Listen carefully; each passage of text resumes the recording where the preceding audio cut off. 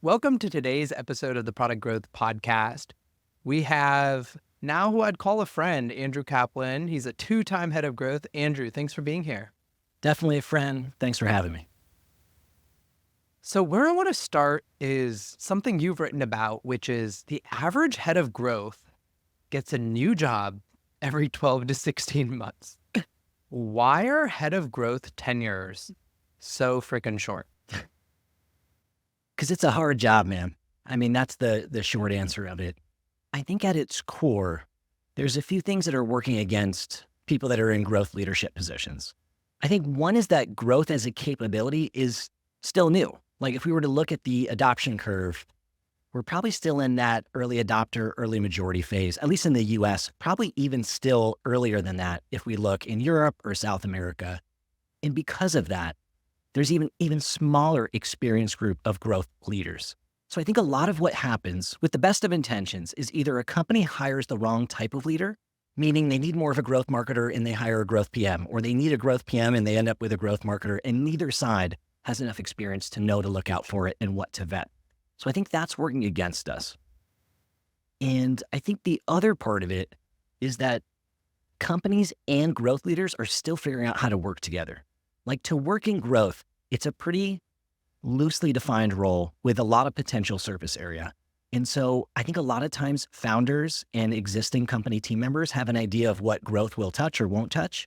And I think a head of growth comes in with an idea of what their service area should be. And if they don't get on the same page from the very beginning, they can start bumping heads and bumping into each other. And one side is sure to get frustrated. Either the company gets frustrated with the head of growth and decides this isn't working, or the individual might get frustrated with the company and decide this isn't the right fit for me.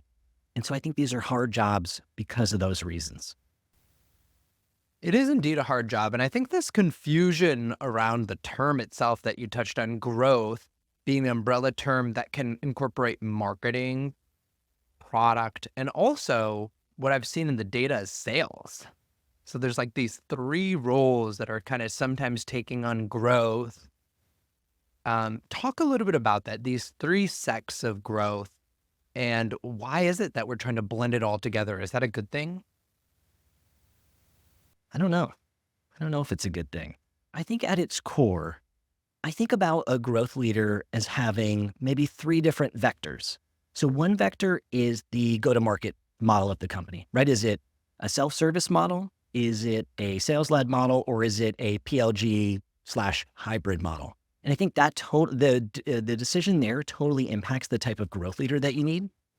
The next vector that I think about is the growth model. So let's say you're a product-led growth or a self-service company. The way that you grow, meaning like the core loops that you have, is it a virality loop? Is it a paid loop? Is it an outbound email loop? The existing growth model of the company should impact the background and the experience of a growth leader that would be successful there. And then the third vector is the stage of growth. So even if you have a go-to-market model and the growth model identified, there's still three distinct stages of growth. And this isn't my framework. I stole this from Adam Fishman, but I think it's really, really helpful. You've got the building stage, which is we've got a new loop. We need someone to come in and build V1 of this experience. You've got an optimization stage, which is a period of experimentation and optimization and breaking through plateaus. And then typically a point where there's more effort to impact on the optimization. And then you kind of go back to the core model and innovate again.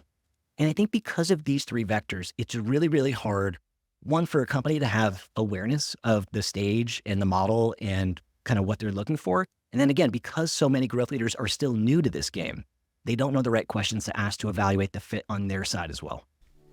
Today's episode is brought to you by June, the customer analytics for product-focused teams. Are you not sure what users do in your SaaS? What features they use the most? Do you wish that you could know what each company does and use this information to generate incremental lift in revenue? June is the product analytics platform you need. It generates profiles for each of your customers that get you closer to your most important ones. It also connects your product data to your CRM so you can get a full view of your customers in one place. So you can engage with the right message at the right time. What makes June different is that it's made for B2B SaaS. It comes with account level analyses, fast ways to look up your customers, and CRM integrations to share this information between your product, your success, and sales teams. and one line of code is all you need and you're good to go. Sign up for a free trial today at june.so/akash. That's june.so/AAKASH. You get a discount if you use my link. Building great products is not easy, but today's podcast partner, StatSig, provides a complete platform for product growth. Here's how. Step 1. Keep building features behind feature gates. StatSig will allow you to turn these on whenever everything is ready. Even better, you can just open a feature to 5% of your users to validate it before launching. Step 2. Run A/B experiments easily. You can make data-informed decisions about your product. What's even cooler, StatSig will give you valuable insights based on events you log. And step 3, analyze. StatSig is a full tool for product analytics, session replays, and web analytics. Used by customers like OpenAI and Notion, StatSig is the most modern all-in-one data platform. And best of all, it can be used as fully cloud-hosted or run on top of your data warehouse. So check out statsig.com/growth.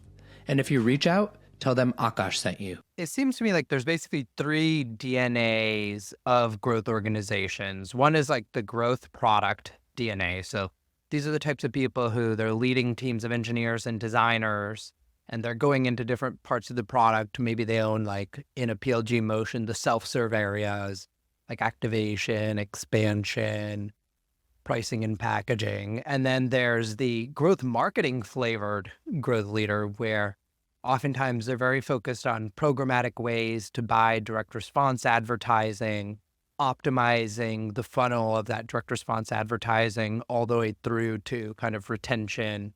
Then there's this final element, which is like the growth sales leader, which is all about acquiring leads, thinking about installing this dialer that is injecting nitrous into your SDRs that is forcing them to call 500 times a day, and booking you 24 more meetings by creating your AI SDR, and then funneling that through to your enterprise account exec who uses usage stats in the free version of your product, right? These are like kind of like the 3 that I have encountered. Do you think that's a fair taxonomy of kind of the 3 types of heads of growth?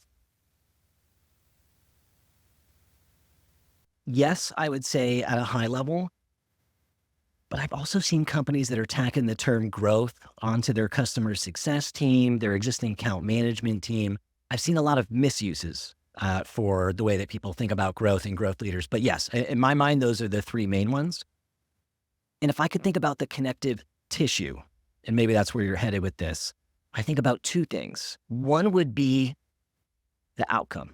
Like when I think about someone who's working at a product-led SaaS company or a self-serve B2C company who's ahead of growth, at its core, they're doing e-commerce for software. And so the outcome of all that is revenue or pipeline, depending what metrics you care most about. And so the connective tissue between all 3 of those roles is they're doing things to impact the number of customers and the total revenue generated. And then on the flip side, all 3 of those run a different operating system, right? And so they're leaning into experimentation, in data, in quick projects to validate bigger term opportunities, and they're executing differently than some of their more traditional peers. Yeah, I think that is kind of why people are sticking with the term growth, and they're avoiding kind of the second word after that, whether it's product or sales or marketing, is they want to have a broader remit. What they're noticing is like when you're focused on any one area of the funnel, whether it's sales, marketing, or product, your impact is limited. And because we get that title growth, it almost feels like the entire company's growth is on our shoulders. So if we don't have that remit, it's hard. And so it seems like what defines growth in like 2024, late 2024 at this point, is an emphasis on experimentation and testing, being very data-driven and moving very fast, and having some accountability for output metrics, where your traditional, especially core product team, tends to be allergic to like owning ARR or something like that. They're like, no, we need to focus on these product input metrics. Your average growth person is kind of like, yes, put me on bat. I'm ready for that. Totally. Yeah, I think about it as impact, right? If you have the term growth, you're really after impact. You are not just looking to ship something that isn't success. You want to ship something And then you want to know if it's impactful or not, and you want to have a big impact on the business. I think a lot of people who are attracted to these roles, at their core, they're builders, they're founders, they're entrepreneurs. They're people who identify as wanting to grow the business, not just grow the traditional KPI that would be associated with their capability. So one of the things you had mentioned about why these tenures are so short is somebody might come up in, let's say, just to pick on this category, because I think it's very common, they come up in growth marketing. Maybe, they started their career on Facebook, they optimized the heck out of Facebook, then they led the growth marketing team. Now they lead growth, where they also have growth product, growth design, and they sometimes find themselves out of their element. Talk to me a little bit about that failure pattern. How common is that? And if people are in that failure pattern, how do they kind of prevent the eventual failure of losing their job and succeed in that? The first part of your question was, how common is it to come up in one side and then to eventually lean over the aisle, so to speak, and encounter some new challenges there? I think that's actually the best outcome if you work in growth. Because at some point, if you're paying attention to the business and its opportunities, you're going to see opportunities that are outside of your core focus area. And so if you stay in your lane, you're probably not doing the right thing. Now, the challenges open up because when you are a marketer and all of a sudden you want to start making product changes, you don't really have ownership over that surface area and you're not really accountable for product metrics. And so typically you encounter some cultural friction there. And so there are things you can do to mitigate that. I think you can be diplomatic at first. If we think about the RACI matrix, which is a typical project management and decision-making matrix, I think you go from being someone who's informed about those decisions to maybe being a collaborator on the approach. And eventually you might get more ownership over some of the resources and decisions that are being made. And so I think that that's the tactful approach. And a different way to think about it is I have learned the person who understands the problem in the most detail tends to get trusted to implement the most effective solution. And so if I'm someone who's looking to if I'm a growth marketer and I'm looking to break into the product, I want to be voracious in devouring the product KPIs and understanding what are the blockers to conversion, to defining what might be success metrics when I think about engagement and product adoption, and understanding if there's any interesting cohorts or ways to slice some of my data and segment it and things like that, so that it would be obvious that I should be involved in this solutioning. Agreed. I think it's all about, and this is something that I think is a cultural difference just from marketing and product orgs. I'm painting broad brushstrokes. Dear listener, in your org, it might be totally different. But across product and marketing orgs, I feel like marketers tend to be kind of confident and sell what they're doing.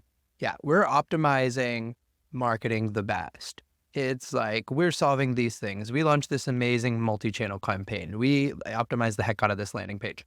Product people tend to be very focused on the problems. We aren't solving this problem in activation well enough. We aren't expanding into this group well enough. So I think there tends to be this willingness to just listen and learn the culture of these different functions that people need to take, which I think some people don't do. And that contributes to their shorter tenures is if you go start own an area that you didn't grow up as an IC in, try to be a little bit more humble and adapt to the language and methods that they use in that discipline. So you don't get blocked out. So that's one driver I feel, which is heads of growth are getting thrust into this role when they don't have IC expertise kind of in all three areas. That's one kind of driver of failure. I think the other driver of failure you've written about, where you said, I didn't advocate enough. I just adjusted my plans to something smaller, less impactful. I thought everyone appreciated that I was being a team player, but nobody seemed to care when we missed our OKR. Tell us more about this.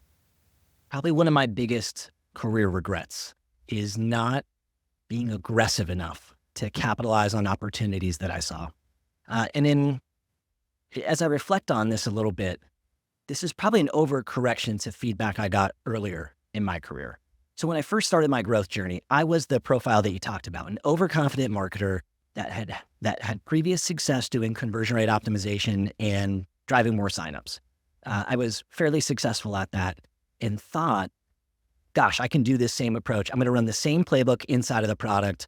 Give me resources, give me the green check to go ahead and make these changes and watch me go.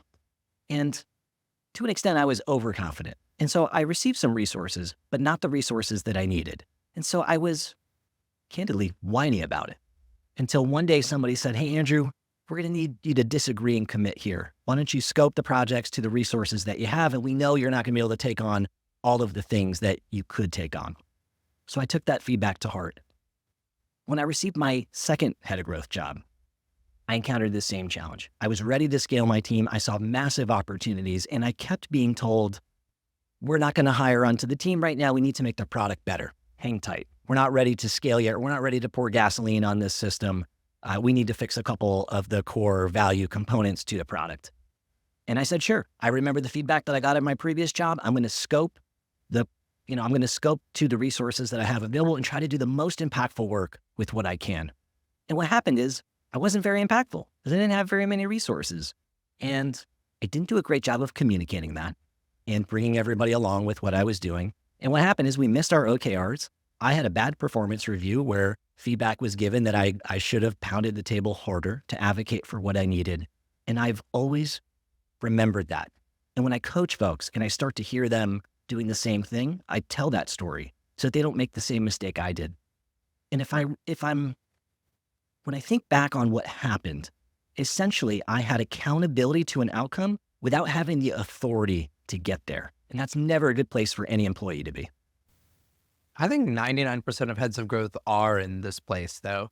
They tend to be, and in fact, in the type of fast-growing PLG companies that I have seen and you and I have both worked in, there's basically a bifurcation of your P&L. There's your sales-led P&L and there's your product-led P&L. And often the head of growth is the general manager for the product-led P&L. Everything's self-serve sign-up, self-serve revenue, self-serve retention. So I think that they tend to become like in this general manager level of accountability, but they rarely have general manager level authority where customer success, like you just mentioned, sales, marketing, product, engineering, design, like research, analytics, these 8 functions at least are really, really important for driving those self-serve P&L. But they usually manage like 2 of these, like growth marketing and growth product. That's it. Yep. So it seems to me like there's this huge disconnect between what we as a field of growth leaders have taken on as our output metrics and what we can actually influence. Yeah. This is why I say alignment is the number one killer for these types of roles and why folks don't last for longer. And again, it happens with the best of intentions. I think a lot of times a new head of growth doesn't know that this is a landmine that they're going to encounter until it's too late. And again, they're trying to be a team player. When they say, "Oh, no problem, let me scope to the resources that I've got. Let me hang tight. We should hire in these other functions." Sure. And then at some point, they're not able to take on as much as they want.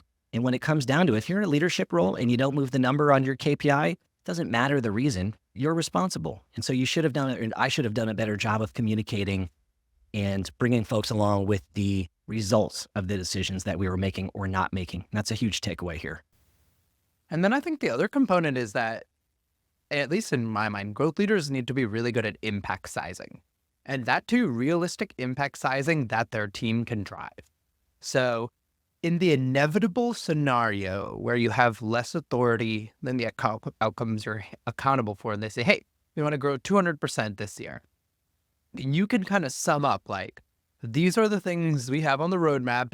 We've worked through this planning process together. These are the highest impact things.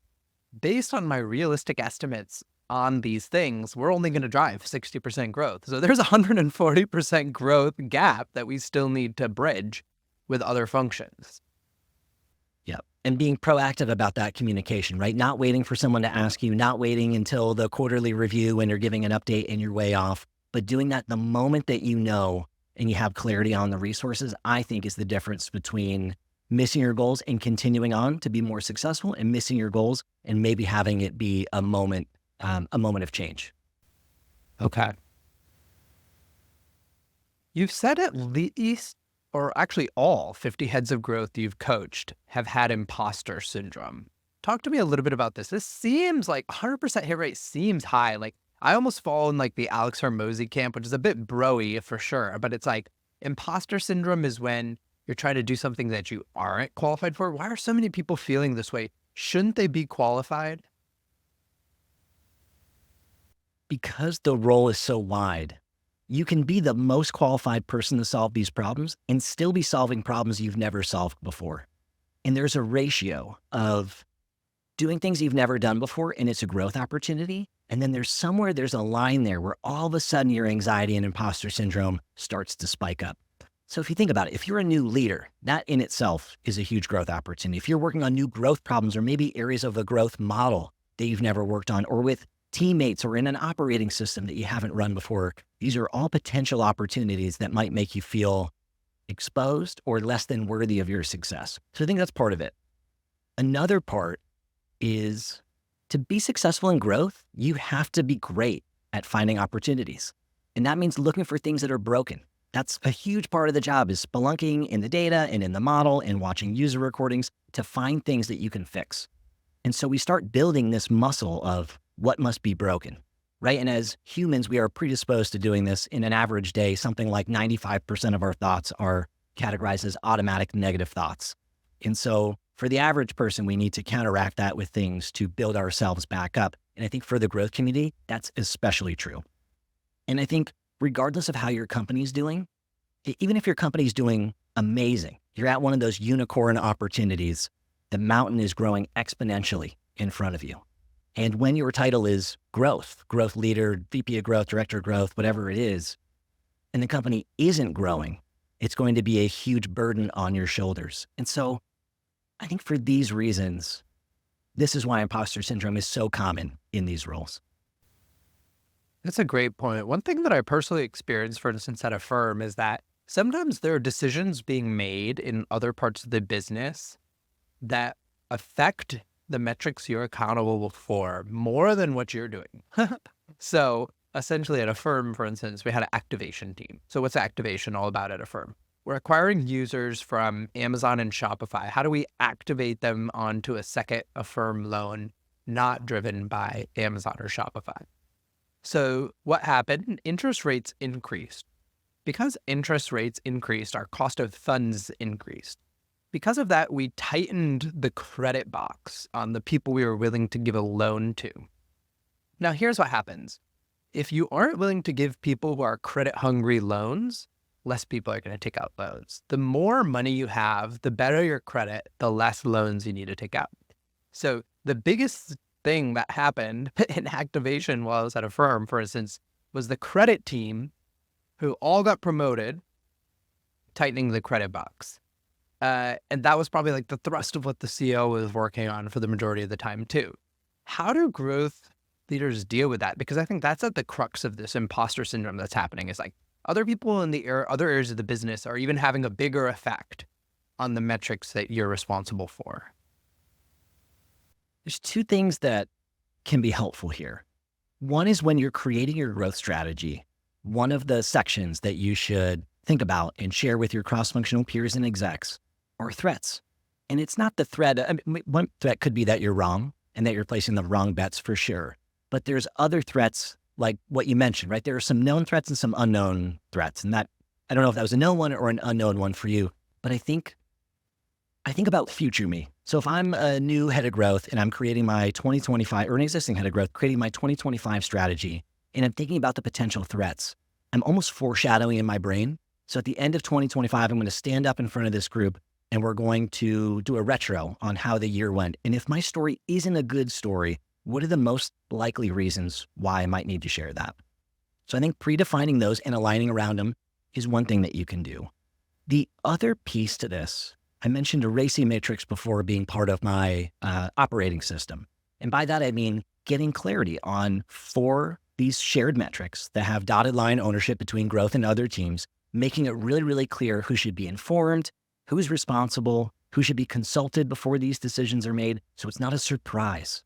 And I don't know if you were surprised by that decision or not, but to me, I could update my roadmap and my forecast if I knew. But if I didn't know, it would throw everything into chaos. And so I would just want to know and be in the loop so that I could update, my models accordingly.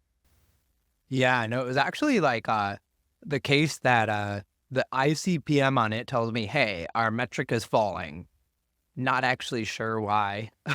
I end up digging into the data, talking to my boss, talking to other people, reflecting on kind of the broader product org conversations that I was in and realizing like, oh, it's tightening the credit box. So it was almost like an unknown threat Yeah. that forced us to miss our OKR. One of the hidden challenges of these roles, right? Because they're cross-functional, so many things could impact our success. And so I think that adds to it, right? When I think about imposter syndrome and the fear of not being successful, there are some threats you don't even know about that I think add to the weight that some folks feel with their imposter syndrome. So I think imposter syndrome is honestly not what Alex Hormozy says, right? For a head of growth, it's a very healthy thing. And that's why I wanted to start this podcast here, because we're two heads of growth. We've done it a couple different times at a couple different companies. And this is our big advice to you, especially if you're the new head of growth. Like, think about it this way. So we started with doom and gloom because, that gets clicks. But the data from live data actually shows growth has been one of the fastest growing functions since 2001. So if people haven't seen this, if you plot out engineering growth, product management growth, and growth, growth has grown the fastest since 2000. In 2021, both engineering and product management hit a peak. Growth did hit a temporary peak, but engineering and product management have not recovered from that peak. Growth has. So growth as a function, as a discipline, it's still on the uptrend. It's still succeeding. It's bouncing back. What do you tie that to? It's funny. I was just looking at this data, independent of our conversation today, just this week. I have two theories why this is continuing to grow. I think one, it is no secret that over the last 18 months, things have slowed down in the tech and in the SaaS world. And I think that there's a lot of companies searching for more efficiency. They want higher margins. They need to cut one-to-one staff as much as they can within reason. And they're thinking product-led growth. If they've been PLG, they're doubling down on those efforts. If they have been a traditional sales-led company, they're exploring it for the first time. And they need someone who has ownership and accountability, who's managing their product-led growth function. And so I think because of that, these growth roles are in high demand. The other component is that we talked earlier about, kind of broadly speaking, the adoption curve for SaaS companies that have growth teams. We are still in the early days, comparatively speaking, to more traditional capabilities, marketing, sales, product management, et cetera. So I think because of that, there's natural demand as more and more companies see the opportunity for this cross-functional team to help them scale, compounded by the need to have more efficiency with what's going on in the macroeconomic world. Yep. And for me, the other big thing is a trend we're kind of tired of talking about if you live in the world of B2B SaaS, but PLG. Basically, PLG has taken off since the rise of Slack, basically. And as Slack kind of paved the way for you can get into enterprise accounts via self-serve, via bottoms-up motion, then Twilio proved it out again, and now Notion, Miro, Figma, Canva, everybody else has followed in their footsteps. There's become more of a need for this growth specialty, this growth niche of product leaders and marketing leaders who understand how to drive this PLG motion. Yeah, I mean, I think about it as e-commerce for SaaS, right? If you were a SaaS company inside sales, of course, you would need a sales team and a sales leader who is thinking about sales strategy and ways to break through sales plateaus. And I think about PLG is, with growth teams is a direct parallel, right? You can't just launch a freemium motion or a free plan or a free trial and call it a day. Somebody needs to be actively managing that, optimizing it, and being accountable for it. And so that's where these growth teams and people being hired into these roles feel the need. A final area where I feel heads of growth are being set up for short tenures is kind of the size of the company where they start. Is it possible to succeed as a head of growth at an early stage startup? I think it's the hardest job in SaaS.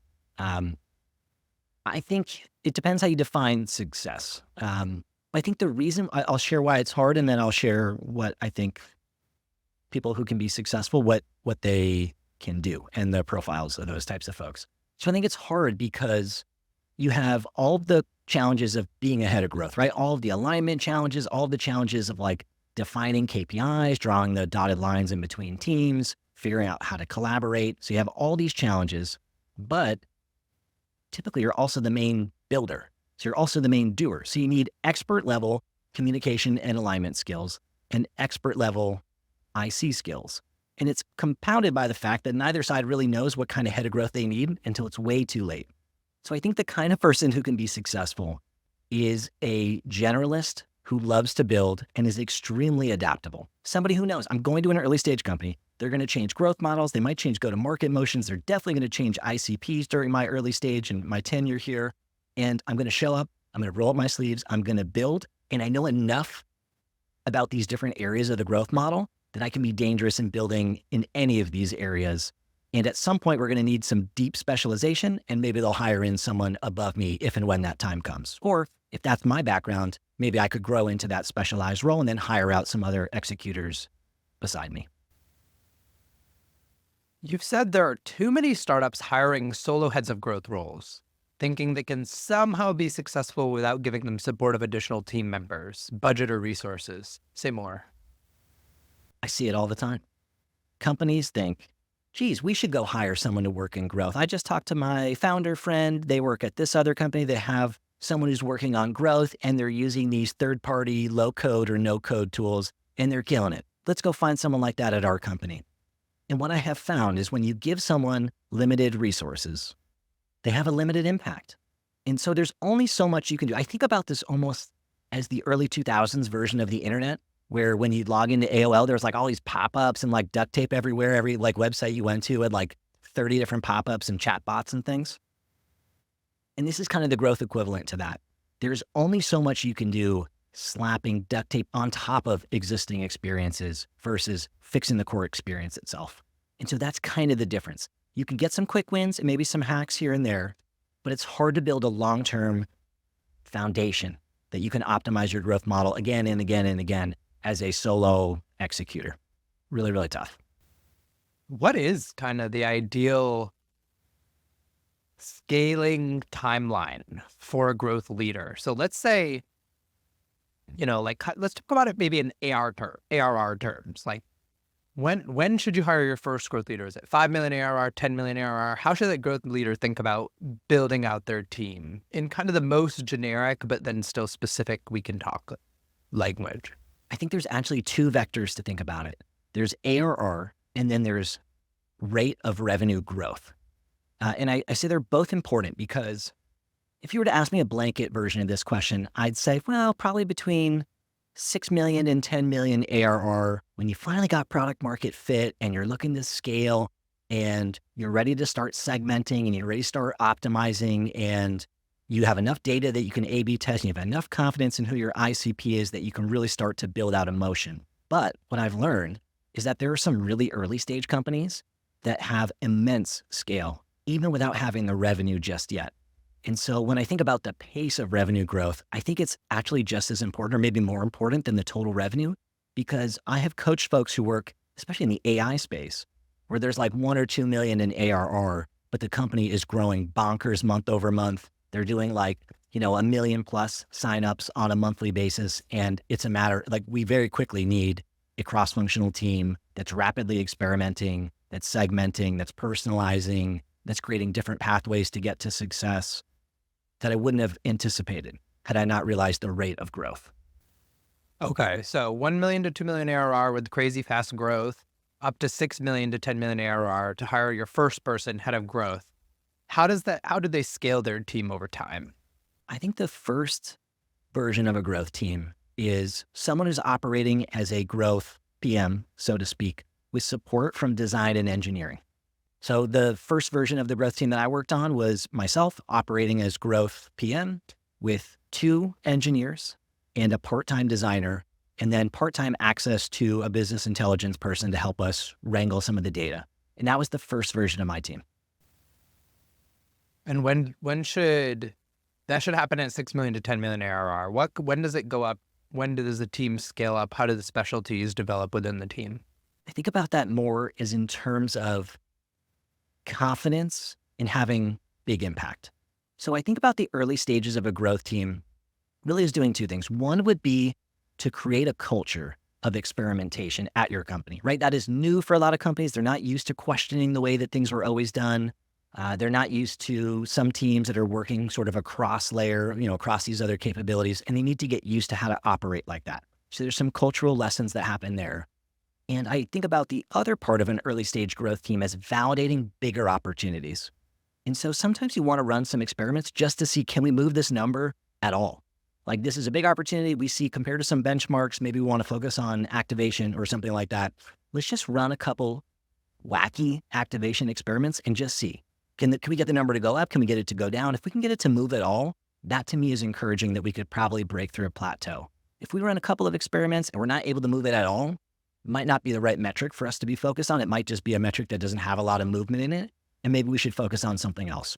But once I've validated that we can move the metric and it seems like we have a big opportunity there, that's when it makes sense to start scaling your team so that you can go faster, you can learn faster, and you can have a bigger impact quicker. Okay. So that's like the growth product scaling path. You figure out growth product levers that can be staffed on their own. I think like we've kind of name checked them a little bit, but the most common ones that I've seen are like activation, expansion, pricing, and packaging. I think, are those the most common ones you've seen as well? Yeah. Yeah. So my personal teams and most of the folks who I coach have a version of that. They'll have some flavor of an acquisition team, some flavor of an activation team, and then a monetization team potentially. And sometimes it might be the same core group of people just focused on different areas of the growth model over time. And at larger organizations, there'll be totally disparate teams that occasionally collaborate.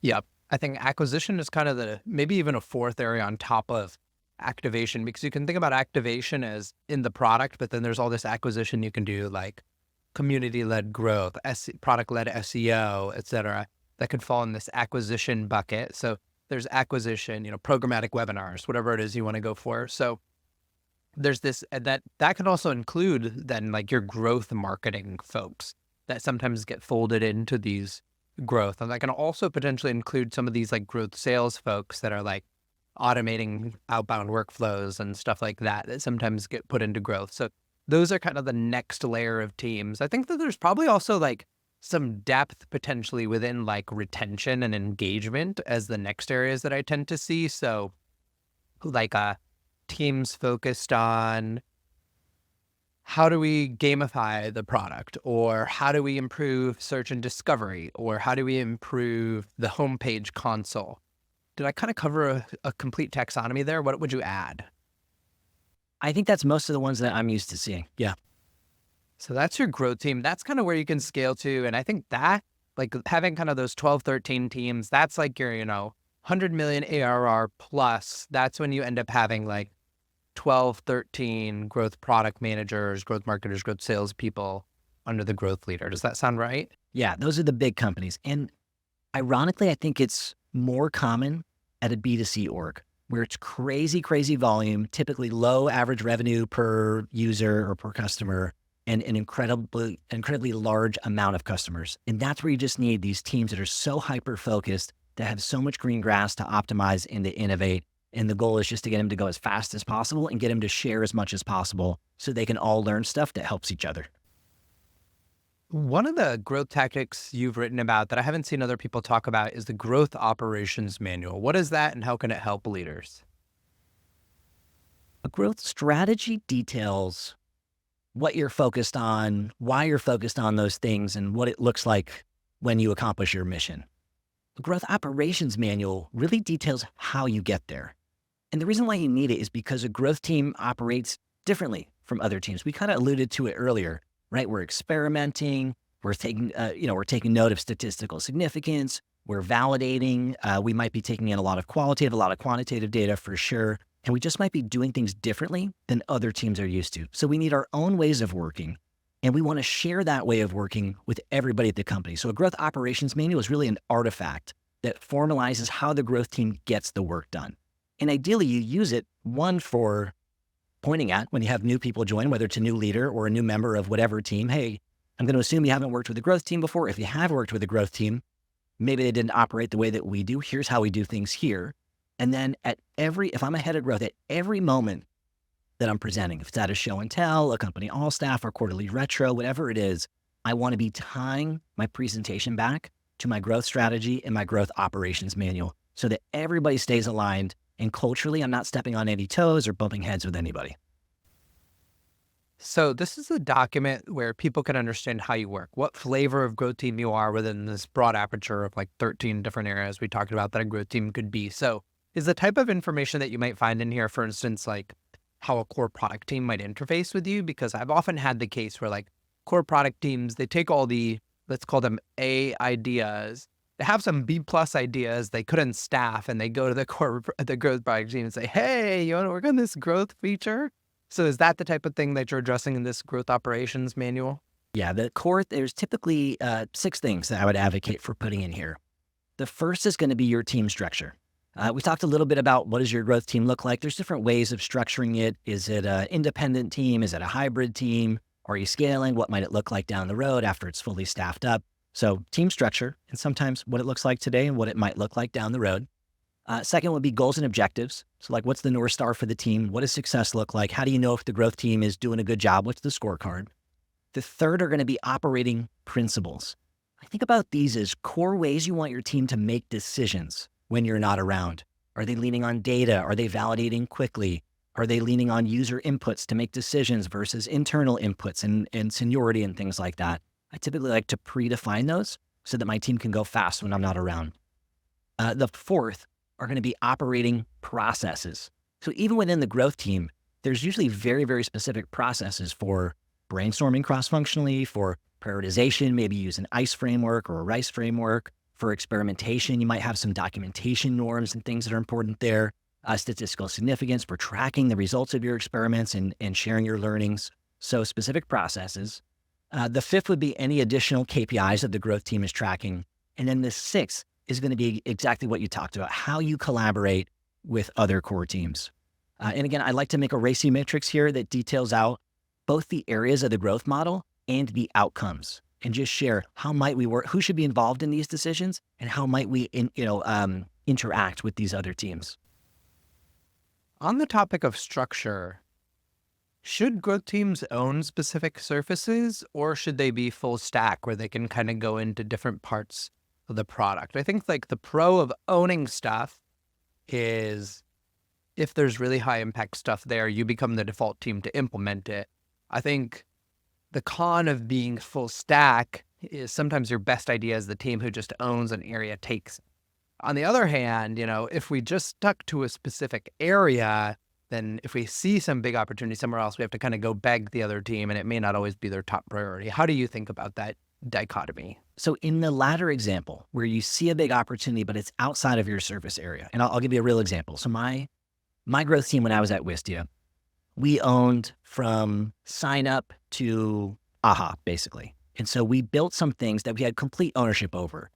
The new user experience, the first couple of steps, the blank states, the new user checklist, those were all things that we had complete ownership over. But at some point in time, we saw opportunities that were much larger than what our team could take on. So for us, we said, we think we've optimized the thing that we've built as much as we can, but we actually want to redesign the general app experience. We want to change the page layout. We want to change the order of the navigation. We want to take some stuff out of the jam jars. We want to put some other stuff in jam jars to see if we can influence more engagement, more behavior quicker. And we knew that that wasn't something that we could take on as a team. So what we did is what we talked about earlier. We focused on really understanding the problem in immense detail, and then essentially acting as a trailblazer, someone who brought this problem to the core product team, and then acted as a team of consultants as they went about exploring solutions, and then gave input on those solutions based on our understanding of the problem. It ended up opening up about a year's worth of work for the core product team that my team was ancillary involved in that ended up being a great fit for the company and for both teams. Got it. But I guess, sometimes the risk there is basically if the core product team is implementing that, you can't really claim the results. Totally. And so as a leader, I've had some people come to me and talk to me about these opportunities. I'm often just like, the max time you can really spend on this is like 30-minute one-on-one with the core product leader, because you just have to spend your time on the areas that you can claim a win. Because like we stated at the top, like our biggest job to be done right now is like lengthening the tenure of our job, like proving wins that we have driven. I think about there's 2 types of wins you can have in growth. There's the quantitative wins when the numbers go up and to the right. And then there's the influence wins. And I think this is really interesting right now because there's a lot of SaaS companies that are growing slower right now. They might even be stagnant. They might have negative growth right now. And so how can you have a big impact if you're ahead of growth and the company isn't growing? And so when that happens, I think about the role of myself and my team as like a chief enablement officer. I want to be trying and learning things and then sharing those learnings with other cross-functional teams in ways that help them get better. So even if I'm not able to move the numbers with activation or converting more free users into paid subscribers, because of things that are outside of my control, I can still be sharing communication methods or channels that we've unlocked that might be impactful for the customer success team to use, or opportunities that we could validate that we could kind of coach them up on. And so I think you can still have an impact when the numbers aren't moving if you're enabling and empowering other teams to make better decisions based on the stuff that you've learned. So I think that there's two things that you can do in those types of scenarios or one thing that you can do in those scenarios when you can't personally move the dial, so to speak. Yeah. The other thing I tend to advise people is, consider self-scaling back. And this is counterintuitive advice for the organizational builders who've come up in kind of the ZERP era, but like an effective tactic I've often told people is like, before they start talking about reducing your function, if you're not hitting the metrics, self-volunteer almost. If you have if you're influencing the remit of 10 engineers, but the realistic ROI you can only drive is justifying the cost of 6, like self-volunteer 4 of the engineers for some higher impact initiative. Earlier in our combo, we talked about the different stages of growth. You've got the building, optimizing, and innovation stage. And I think if you're a small growth team that is in a situation like my team was, where now the core product team needed to go and innovate on the model, you should tell everybody, hey, we're going through this innovation stage. I think we should allocate these resources in other places. And when they're done building this innovation, then my team is going to jet in and we're going to optimize the hell out of it for 6 to 16 months or whatever it's going to be. So I think leading with that allows you to reallocate resources and again, allows you to be a driver, not a passenger in that decision, which is always better. So another area I've seen some growth leaders really tactically increase their tenure on, even when they're not driving their metrics and every product team is a growth team, is owning the growth model. So talk to us a little bit on that. Give us kind of Andrew's masterclass, late 2024. Like, how do you build a good growth model that everyone's like, damn, you built that? Well, I'm going to caveat. I don't know if I've ever gotten that reaction, but I will tell you how I do it anyways. So I start on the qualitative side. So I think about within a slide or maybe a Miro board or something like that, just a diagram of how the business works, how users flow through in turn from people who are aware to people who are inside of the product to paying customers, and potentially how one paying customer helps you acquire another. So really a qualitative model with how users flow through. Now what I typically do is I'll turn that into a spreadsheet that has both raw numbers, like what are the total number of signups, activated accounts, number of customers, and the conversion rates in between each step in the model. I will typically have one tab, so to speak, whether it's a tab or a dashboard, but I'm going to use the tab analogy because it's probably easier. So one tab that is super high level, just like high level of the growth model, and then different tabs that have drill down views into each one of the steps in the pirate metrics. I might even go deeper than that and have ways that you could segment within acquisition or activation, so to speak, so that I can really get deep in terms of where my opportunities lie. Okay. Pirate metrics, I'm trying to remember. It's like acquisition, activation, retention, revenue referral, I believe. Okay. So across those 5 areas. So yours a very funnel based. Where are the people coming from? How does that translate to revenue? Sketching out each step. Yeah. And yes. Yeah, for sure. Kind of showing how it flows through. And even with something like, referrals or things like that, I mean, it's more of a loop, right? For every customer that you drive, in theory, you're going to get some decimal point percentage of a referral from that. So they kind of all play together nicely. Where do the growth levers come in? Like activation specifically, like being able to move activation 10% and then tying that to revenue, or moving monetization in some way, or moving engagement in some way. Let's take activation. A good activation metric should have a high correlation to purchase. When I think back on the activation metric that we had at Wistia, it correlated with value, and it also correlated with purchase. So for those who activated, they were like 6 to 8 times more likely to become paying customers at some point down the road compared to those who didn't activate. So it was very linear. It was like, if we can grow the number of people who make it to this point, then we can predict at some point this future amount of revenue based on the conversion rates and the average revenue per customer. And we didn't know when, because with the freemium model, some conversions happen quickly within the first 14 or 30 days. Some happen much later, might be 3 years later. So if we could get people to this milestone, we felt confident that they would convert and we could build up that pipeline. That's how I've started to articulate the JTBD of growth models. The job to be done is, how do you convince all the leaders that if you move this input metric, it'll affect the output metrics that people care about? And then how do you tie that to the product teams that you've staffed? Yep. Yeah, it's hard. I think for whatever reason, the growth community, with the best of intentions, has overcomplicated the growth model. It's really just a way for you to understand how the business grows and where you should spend your time. And so if there's a way to do that, that's probably in the simplest, most actionable version of that is probably the one that you should create. There's always ways you can make it more complex, always ways you could drill in on it more, but the goal is for it to be actionable. And so that's the key, is to figure out where should you take action, where should you focus, and what gives you the most amount out later if you do focus on it. So more as a strategic and prioritization tool, less as a replacement for the strategic finance model that's going to predict revenue next quarter. Yes. And a more tangible example, I learned this by accident because, as I mentioned, I started my career in growth really on the acquisition side doing conversion rate optimization. And over some period of time, we increased the number of signups by about 20%. But the number of customers increased like 2%. And so I was frustrated because I thought I was doing this great work. I was getting up in front of the company with my chest up, chin up, telling everybody how great I was. And then one day my COO pulled me aside and said, how come we're not getting more customers? How come the revenue isn't growing that much, Andrew? And I was like, good fucking question. I don't know. And so I spent more time really trying to understand what are the milestones along the way from someone signing up to becoming a paying customer and giving us dollars.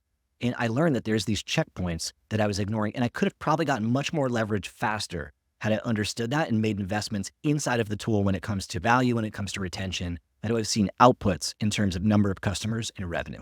And so that's the goal, is to shortcut that process. So you don't have to do the thing that I did. You model it on paper, skip the first 9 months, and just go right to the focus areas. I think there are really 2 important insights in this story. The first is Goodhart's Law, which anyone who's actually practiced growth for a while knows, and probably most product leaders do. As soon as you make something your goal, it ceases to be an important metric. As soon as you make signups an important goal, it loses that implied correlation that it had to revenue. Same with any activation metric. So because of Goodhart's Law, any good growth model and any good growth team, they're constantly going to look back at what they were doing a year ago and say, wow, we were so dumb.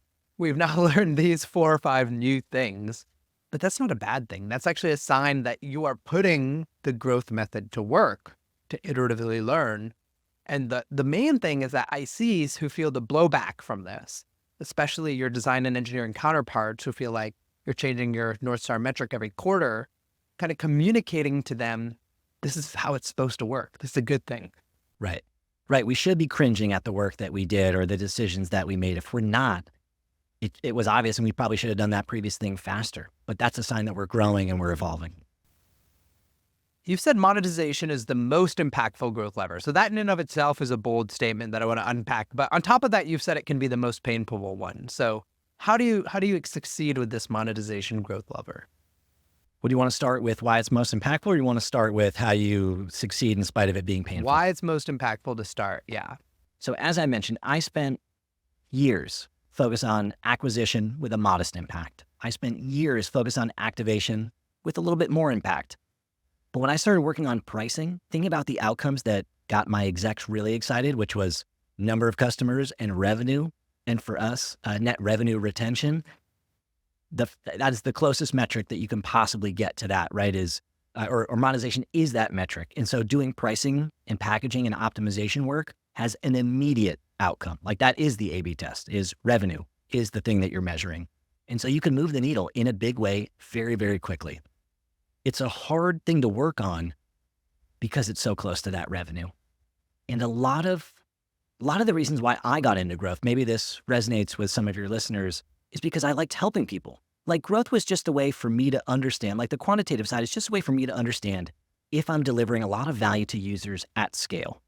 If I'm doing that, I should see it reflected in the numbers. And if the product is valuable, we should see it reflected in the revenue that we get. But I cared more about adding clarity and removing distractions and finding creative ways to motivate people to take action. Like that's what got me excited. And those are all kind of positive things.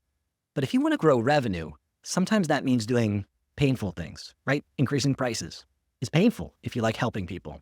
Taking features away in specific plans, making your free plan or free trial less generous. And if you take it at scale, which is what my team did, we did 12 months worth of pricing experimentation. And then we migrated tens of thousands of paying customers from the old plans to the new plans. And that was really painful, both for the users and for the customers and for our internal team and our customer-facing folks that had to feel the brunt of that. So those are all hard things, right? Objectively good for the business, probably good for my career, but we're hard for different reasons. I feel like with pricing and packaging or monetization in particular, it really pays as an ICPM to develop like depth of expertise here, and as for a product leader to hire somebody who is specifically an expert in pricing. For precisely the reasons you mentioned, migration, whether you should even be doing migration or how many legacy plans you should be maintaining at every given time, how to measure things. So I think monetization is the one area where I feel like, personally, this is just my take. Statisticians, feel free to bring your pitchforks out in the comments. The statistical methods seem like preachy. Like, I feel like it's so easy to get 5% stat sig, like on free to paid conversion rate or whatever other metric you want to look at with a pricing change. But when you go then and roll it out, I find that unlike your activation tests or expansion tests where, typically that lift you saw in the A/B test tends to happen once you eventually roll it out, pricing for some reason, it seems like there's some sort of almost like gravity or like reaction to the new pricing plan that fades out over time. You have to be really specific about what success looks like and be aligned with the company strategy. Is it to maximize revenue? Is it to maximize number of customers? Is it to improve net dollar retention? Is it to decrease churn? They're all different things that might give you different outcomes. And typically there's a long soaking time when you're running pricing tests, right? Our team, we would run an A/B test. We'd run it for, 6-8 weeks. Then we would turn it off. And then we would wait like 2 months to see how things would soak and mature over time. And if you don't do that, it's easy to get a false signal because the early metrics might not be what actually, users do later. And I'm not an expert in pricing, but I know enough about price sensitivity analysis, which is if you work with a much more educated than I am, pricing optimization firm, they do a price sensitivity analysis, which basically lays out these options and tells you within a band of prices, what are the pros and cons of the different price points? What is the willingness to pay at these different levels? If you choose a lower number, it might give you more customers. If you model that out over a period of years, what would that outcome look like compared to a higher revenue per customer, but a lower number of customers? Could you create it in a way that customers upgrade more or less over time? So there's just a lot more variables at play. Monetization is one lever. I think the other big lever that people tend to lean on is activation. I've seen some of your most viral posts on LinkedIn, for instance, observing like different onboarding flows, like Miro's onboarding, that are really successful. So if you're generically giving advice to activation product managers, what would be like the things that you would tell them to help them be more successful? I think there's a few pieces of advice I would share. The first is to get crystal clear on the outcome that you're driving. The number one mistake that I see are people that, with the best of intentions, optimize their onboarding flow, not knowing what success looks like or guessing at what success looks like. So for anyone who's in this position, here's a great starting point. I typically like to survey folks who have recently signed up and become active users of your product. And I like to ask them an open-ended question. hey, thanks so much. We're excited you're using the product. If you could go back in time, could you describe the moment when you felt like you first really got value out of the product? You want to ask it open-ended, see if you can get a couple hundred answers, and then they'll use different words, but typically they'll describe one or two common outcomes. You want to double check in the quantitative. Does that in fact lead to higher retention and more likeliness to convert to paid? If so, great. Let's stamp it. And then let's do as much as we can to get users there quickly. So thing one would be get crystal clear on what success looks like and what that value is on the user's end. And then the second thing to keep in mind would be not to assume that every user is going to take the same pathway there. And the analogy here is on the sales side, right? A good sales rep doesn't give one demo to everybody. You've got different reps that have different specialties based on verticals, based on territories, based on styles, based on user goals and user needs. So I think a really impactful play is to build your baseline new user experience and then to build different roads to help different types of users with different jobs to be done and different background criteria get to the same outcome in different ways. Yeah, your average SaaS these days isn't just serving one narrow ICP. And even if they are serving one narrow ICP, a bunch of people in and around the orbit of that ICP are still going to land on your product. They're going to sign up. And if you don't drive them to success, if you're kind of just narrowly focused on one persona, I find that people will think, oh, our activation is like 6%. But actually, no, activation for your ICP is like 20%. But activation for everyone non-ICP is like 1%. Yeah, it's really interesting. You can do it based on jobs to be done. The other vector that's really interesting, not for every company, but for many companies, is level of experience. Someone who is a beginner at using tools like yours is going to convert and activate much less than someone who's more experienced. So if you think about the journey that they might take, the content that would be helpful, and the guidance that you could provide along the way, it's going to be totally different. And you probably want to prioritize those folks who are already more likely to be engaged, who are likely to continue to become active users, and more likely to buy from the beginning so that you're prioritizing your highest levers. Is there a point when activation PMs should kind of say, my job is done, where basically they've squeezed out the 80% of early wins? You know, they've customized for JTBD, they've fixed up the UX, the IA is good, and they should just say, we're as close as we're going to get. There's no need for endless further onboarding A/B tests. Only if the company isn't growing the number of signups. So if the company's continuing to grow the number of signups, there's always going to be more drilling down to do. More different types of users, more different preferences for the ways they like to consume content, more nuance between the use types, and the more leverage you're going to get by personalizing that journey, both in the product and with your other communication channels. So if that's true, I don't know if there's a fully optimized. On the flip side, if your company has a very modest growth rate and the total number of signups is in the thousands, but not above the tens of thousands, then at some point, probably the effort to impact doesn't make sense anymore, right? There's probably limited leverage to adding additional personalization and segmentation, and probably more leverage in doing other growth work. So I think it depends on the circumstance. A lever that goes neglected in growth conversations is what I like to call anti-conversions. And I've seen you write about this, like the cancellation flow of Canva, for instance. How should growth leaders be thinking about cancellation and experimentation in that surface? Kind of similar. It's sort of the opposite of activation. We still have different jobs to be done when folks cancel. And based on the reason why they're canceling, we might be able to influence them making a different decision.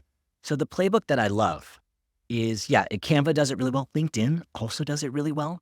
When you go to cancel, they ask, hey, we're happy to help you cancel. Before you go, would you mind letting us know the number one reason why you're stopping your paid plan today? And at this point, they have stock answers, but I'm sure at some point they asked it open-ended to get to this outcome today. And if you select price, they offer you a discount. If you select value, they remind you of the value you're getting or suggest downgrading to a different plan that might be a better fit for you. If you say, our company priorities are changing, they suggest pausing instead of canceling for a small nominal fee or maybe for free for a few months. And because of that, they save more people than they would have otherwise. So I think that there's an effort to impact there. And again, it might depend on the number of cancellations that you have and the price point of your product, if that makes sense to do. But I love this playbook because we've seen in so many other areas of the business, on marketing and in the product when it comes to activation, segmentation, treating people differently based on what you know about them tends to convert better. And the same thing applies to your cancellation flow. Does the same thing apply to pricing pages? Ooh, it could. And the way that it could would be international, right? Should you customize your pricing page based on where the person is viewing it? Probably, especially if there are countries where there's much larger price sensitivity and you need to have a little bit of pricing parity, and that's something that's important to you as a company. I think it would be massive. And we did a test on this at Wistia. We had an A/B test where there was one version of the pricing page in USD, and then another version of the pricing page where one of the engineers piped in a drop-down that would allow you to self-select like the 5 most popular countries based on our Google Analytics and the currency of those countries. And we saw conversion signups from the pricing page increase 5% almost overnight with that test. So yes, I think that there's, again, effort to impact there, but definitely impact to be had. You've worked on a lot of pricing pages. What is your general sort of guiding principles for optimizing these things? You have to identify the blind spots when it comes to pricing and packaging. And the way that you can do that is show it to people and ask them to answer open-ended questions. Ideally not customers, because they've already paid and they're already anchored to whatever they've previously seen, but people who meet your ICP that haven't purchased yet. So I'm advocating for user testing. And essentially what you can do is ask them open-ended questions. Hey, take a peek at this page and answer out loud, which plan do you think would be the best fit for you and why? What hesitations might you have before moving forward? What questions would potentially stop you if you weren't to move forward? Please answer those out loud. And what you find is that they share things that you weren't even aware of. At Wistia for a long time, after we ran all the pricing optimization work, we landed on a plan. The structure was $100 a month for a set of features and a certain number of videos included. I think it was 10 videos included. So we said, hey, plan A, it's $100 a month, comes with 10 videos. We asked these questions. And like 10 people in a row were like, oh, $100 a month for 10 videos.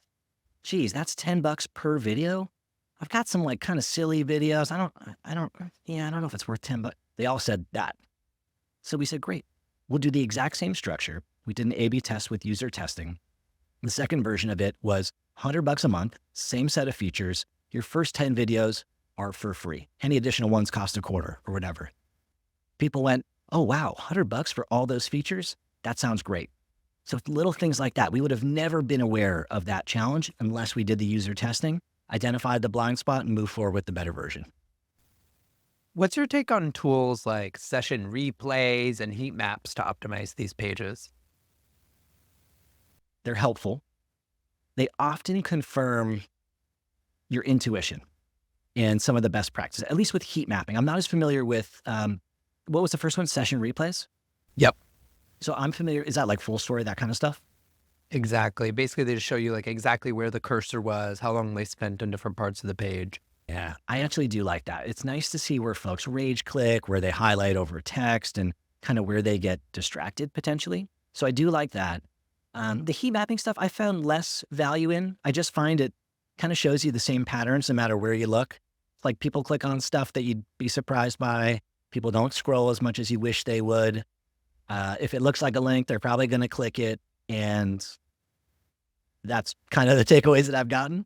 But on the session recordings, I've gotten a lot of really valuable stuff inside of the app from that. Those are the levers of growth. We talked a lot about them. Let's move into leadership and what it means to be a good growth leader. What's the manager framework and how can people use it? So the best manager framework I know that I use almost daily in my coaching practice, whether it's helping folks manage up or manage down, is task relevant maturity. It comes from High Output Management with Andy Grove, which is like a really old book. Like if you were to Google, like what are the best top manager books, it's going to be on the top 3 of every single list. It's a book from the 80s. Andy Grove, I think, was an executive at IBM. So it feels a little bit like our parents' generation of tech, but this book is very similar to if you've read How to Win Friends and Influence People, sort of an old classic book that's written for a different era, but the principles and the takeaways are almost spot on for today's world. And so that's what high output management is. And task relevant maturity, for me, teaches new managers not to manage one style to everybody, but to adjust your management style to your team. And specifically, the way that you adjust your management style is based on your team members' experience, which he calls maturity, at solving a specific problem. And so more specifically, if you're working with someone who is an experienced team member, but working on a new challenge they've never worked on before, they're going to need a lot of guidance to get started. They need help defining the problem, understanding what good looks like, maybe picking out success KPIs, and time boxing the work that they're approaching. On the flip side, if you work with someone, again, they can be new at the company, but they have a high level of experience or maturity working on the problem that they're solving. They don't need that, right? That's going to be meddling or micromanaging. They're going to be annoyed by that. They need a long leash. They need you to be available when they get stuck. They need a thought partner and someone to unblock them if they need help along the way. And so for me, I'm constantly thinking about if I'm managing a team and I'm in my one-on-ones, I'm thinking about, hey, this person is working on these 5 priorities. What is their task relevant maturity, 1 to 3 on every one of these priorities? And then how can I adjust my style accordingly?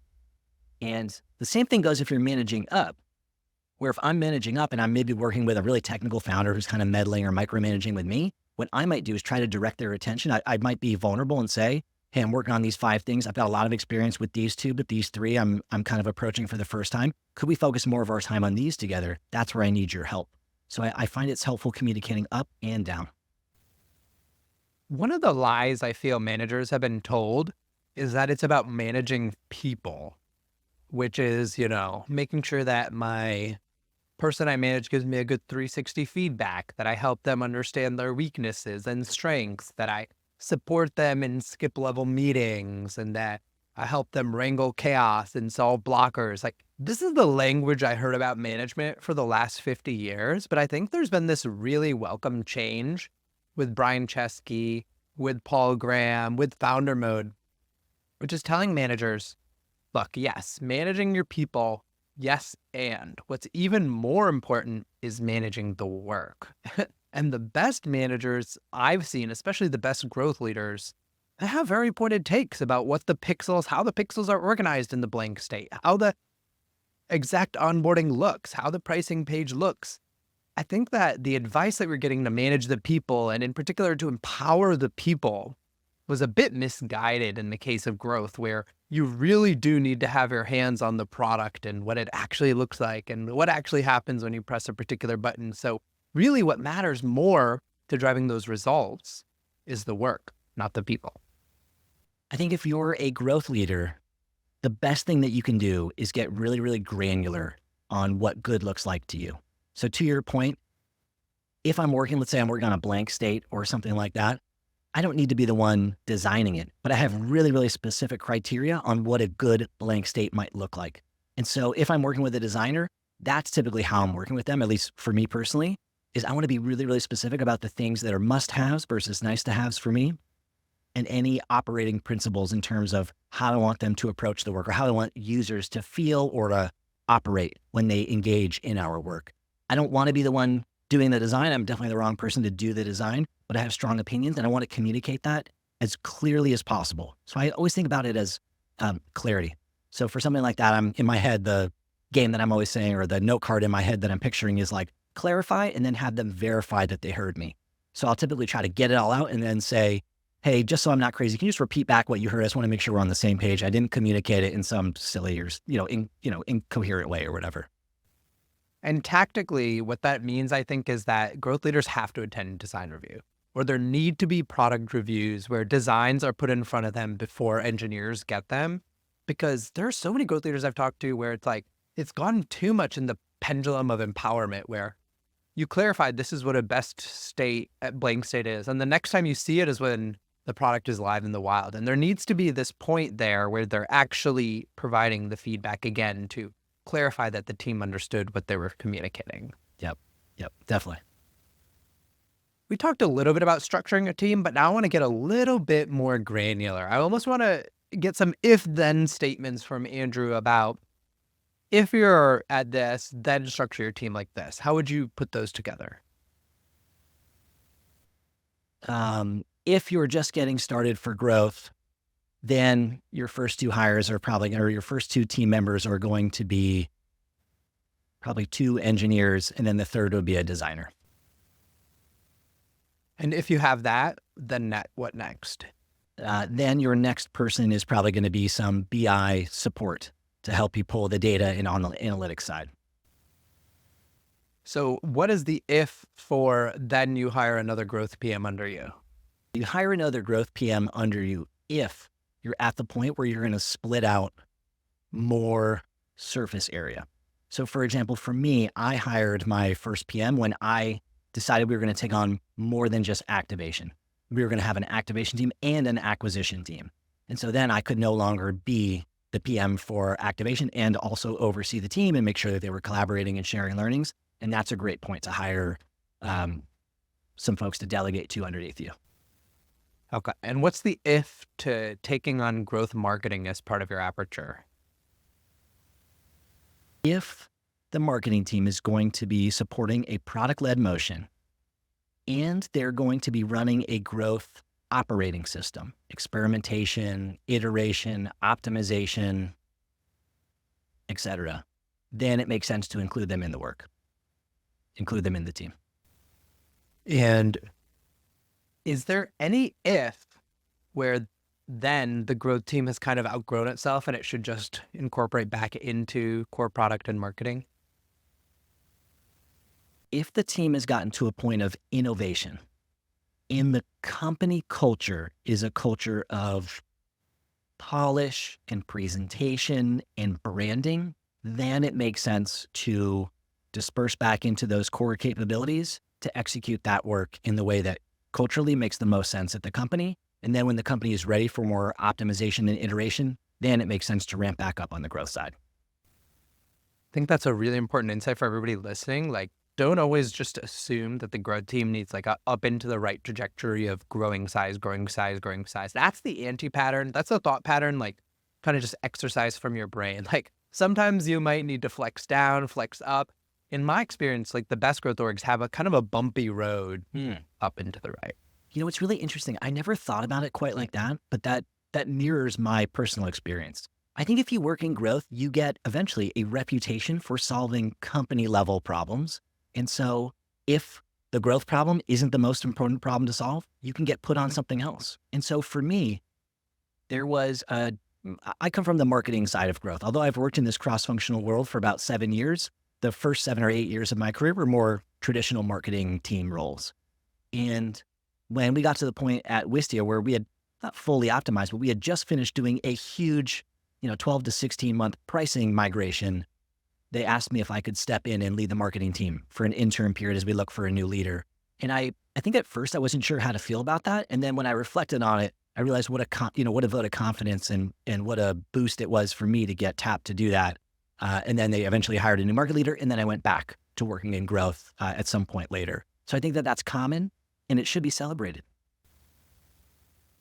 It's not the worst thing in the world for them to layer you, hire someone above you, or hire someone who's a specialist in one area that you own for some part of time. In fact, that's a normal course of business as a growth leader. One of the things that new growth leaders I find have kind of the least knowledge about, there's the least taxonomy, there's the least discussion amongst growth content for them, is process changes. Process changes in the form of reorgs, in the form of inserting yourself in those product reviews I was talking about 10 minutes ago, or creating a weekly business review to review the growth model, or creating an experiment review to cross-functionally look at experiments being run around the business. Talk to me a little bit about what process levers a growth leader should have in their taxonomy of potential levers. I'm going to share a few that have been impactful for me. The first is bringing, so my core growth team when we first started, as I mentioned, was myself as PM, a couple of engineers, a piece of a designer, and a portion of a BI person. But when I would have my weekly growth meeting, I would bring in representatives from the creative team. I'd bring in someone to represent the sales team, and I brought in someone to represent the customer, they call it customer happiness, but basically the customer support team. And so I wanted a cross-functional group to be aware of what we were doing, to be aligned, and to participate in our brainstorming so that we could gather intel from all these different groups. And I was never worried about one of the leaders of those teams coming back and saying, hey, what are y'all doing over here? This person mentioned this thing, right? So I could always have someone who was kind of an ancillary member of the team, advocate and represent what we were doing, even if I wasn't there. So that was something that was incredibly helpful. Two of the other things that we started that were also helpful was every Friday we started doing something called Full Story Fridays. So we were talking earlier about watching user recordings. And in whatever area of the growth model that my team was focused on, we would pull up Full Story. We'd fire up like 20 session recordings of people interacting with the thing that we just shipped. And we'd take turns taking notes. I would typically get lunch for the team, or the company would sponsor lunch for the team. And we would just kind of jam. It was more of an informal meeting, but you see amazing stuff when you do that as a team, right? You're all together. It's like, the engineer was seeing bugs and she was like fixing them on the fly. The designer was seeing people rage clicking stuff that she couldn't believe. So she was like already starting to doodle stuff on the paper. I was seeing experiences that should have been segmented that we hadn't accounted for. We saw people who translated our app into all kinds of foreign languages that we couldn't believe. So we just started getting really close to the problems, and we started getting great ideas from that. So that was an amazing idea. We then took that a step further, and we started doing something else process-wise that I would call an end-to-end customer experience review. So we did it about twice a year. I got essentially all the team leads representing the user experience from website all the way through to happy paying customer. And on a real whiteboard in person, we printed out pictures of what kind of the most common journey was. And we'd literally print out screenshots of like the onboarding journey, of the sign up page, of the purchase experience, of the cancellation flow, et cetera. And then we had the person who built that or was paying attention to the data put sticky notes and share interesting data nuggets or ideas. And so that was kind of the starting point. And then we got everybody together and we discussed it. And we talked about, is the existing experience working? What opportunities do we see so that we could continue to break through plateaus? Are there areas that are totally disjointed from a user's perspective that we're just not paying attention to because we don't look at it together? Just brought all these teams together, which was incredibly helpful. So those were some things that were great for me. And the last one was I started doing retros. So getting the growth team together, especially when we worked on big stuff with some of those cross-functional team members, and doing a very traditional product and engineering retro, card sorting exercises, things we want to start, stop, and continue, and just getting better at working together. And so those things were incredibly helpful for my team. For people who don't know those card sorting exercises, how do those work? I think there's a few flavors of it. The one that we would do is we would write cards, sticky notes for things that went well, things that we wanted to continue doing in terms of how we were communicating, the tooling that we were using, the level of rigor that we were putting into our Trello cards and our project management tool and things like that. We would also write cards for things that weren't working, either things that we hadn't been doing that we wanted to start doing, or things that we were doing that just needed to be retooled. And then somewhere, things in the middle that were things we were doing that we just kind of wanted to keep it going. So what we would do is we take all these sticky notes, especially the things that weren't going well, and we put them on a whiteboard, and then we'd organize them based on common themes. And so what you do when you have all these sticky notes, you start to see big clusters, right? There's some clusters that are like, people are using different words, but everybody agrees it's like, this is a problem, we got to fix this. And so as a team, you pick one or two of those, and you decide as a team, we're going to take on this problem to fix for the future. You have maybe someone who's taking ownership over coming up with an elegant solution to that problem. And then you take that into your next sprint cycle and kind of wash, rinse, repeat. So the general idea is you just get better at operating together, and you're constantly communicating with each other, like any good team should, about things that are working or things that aren't working. I love all those changes. How do you handle when someone asks you, hey, our signups dips last week, our X metric dipped. Can you look into why? Yeah, this is like the most triggering when you get that Slack message. I've gotten it many times. What I used to do is I would freak out and I would think something's broken, and I would spend days spelunking in the data, dropping all of my current work to go figure it out. And what I would advise folks to do is, if some flavor of this happens, right? This usually happens from a CEO, from a COO, from some exec who happened to take a peek at some data and they see something that makes them nervous. And so they ping you, and because they're a senior person, all of a sudden you're nervous. And what I would advocate for is doing three things to mitigate for this. The first is giving more education around which KPIs you should be looking at and when you should be looking at them, right? Should you be looking at signups on a weekly basis? Probably not. Probably not if you're a CEO or a COO, or you're you're an executive, if you're the demand gen person, probably. If you're the acquisition manager, probably. But for the rest of the execs, probably you shouldn't. And we'll give you updates on a once a month cadence. So I think more education about the KPIs and how often to look at them. The second would be getting clear on who should be in the loop on a specific metric. So again, thinking about a RACI matrix, who should be informed if a number is down? Is it the CEO, or should it be someone, the head of marketing? Should it be the head of growth? Should it be the head of product, head of sales? There's probably a different crew of people that should be in the loop if a metric does go up or down. And once you define who those people are, the best thing that you can do here is in your reporting dashboard, create a band of standard deviation and set up alerts for any time it pings outside of that. And so that will help you separate noise from signal. Because you want to know, like you would want to know on a weekly basis if your sign-up form broke, right? If an API broke or the Google OAuth broke, you would want to know that quickly. And you would know it because it would ping outside of the standard deviation. But if there's some random holiday in Europe that we didn't think about, or it's a holiday in Canada, or it's a 3-day weekend and you just forgot about it, or a school vacation week and the signups go up or they go down that week, that's noise. And you want to ignore that. And that's probably still within your standard deviation. So those would be 3 things I would do. The average person probably spends too much time on these investigations. And I it did. goes back to that wanting to be a team player that we were talking about almost an hour ago now. We want everybody to like us. We want everybody to think that if they asked us something, we put in the work to investigate it. But really, the experienced people, they're always looking for, is this going to be worth my time? Is this going to help me get towards that result? If not, maybe I just go back to them with, hey, I just looked at the standard deviation of this metric. This is within our 1 standard deviation variance. And even higher level than that, are you working on activation, or are you working on acquisition right now? Should we even be talking about it? Is it a huge distraction from this other work that is the most impactful stuff that we can be doing? Right. So I think it's having awareness over what's important and then clarity over how to analyze it. And as a leader, that's what they're paying you for, actually. Yep. Your prioritization, your focus. That's leadership. Let's talk about job searching. If you're somebody who wants a head of growth role, what are your best tips for getting into these interview processes? So we talked earlier about the 3 vectors that might influence the type of head of growth a company would need, or the different types of heads of growth. We talked about the company go-to-market model. We talked about the specific growth model within that. And we talked about the stage of growth.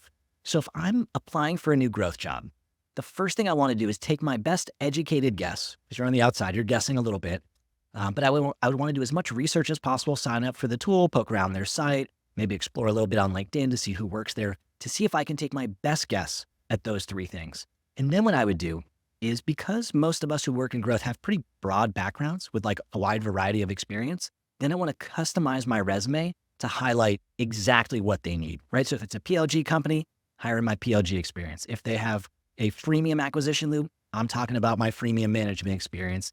And if they're in the optimizing stage of growth, I want to be talking about all the experimentations that I did to break through plateaus. So it's customizing your content or your resume to the company model needs. And what are the best ways to get into a process? What I've noticed is that a lot of these head of growth roles, they're never posted online. Yeah. So my real best advice would be to share your learnings, thoughts, feelings, experiences in some content format that you're comfortable with.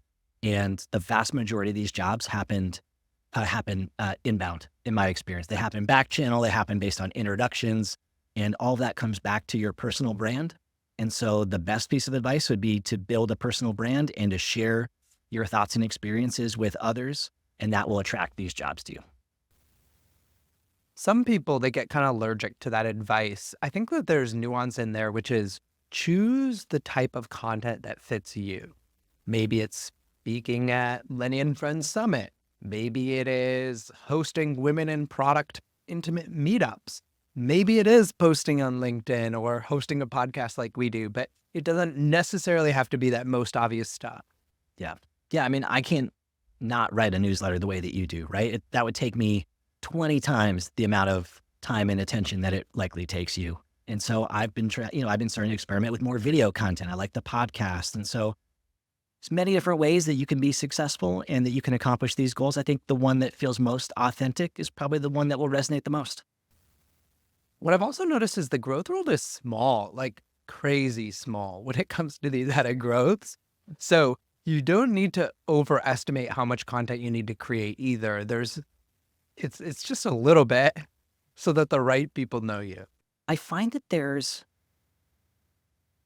an intimidation that I've heard from some folks. And I think it's because there's a small number of players that seem to have all the answers. And I think if you're a smaller player that hasn't worked at insert whatever big impressive company there is out there, I think there's a feeling of, well, who am I to be sharing my experience? So something that's been helpful for me is I think about junior Andrew.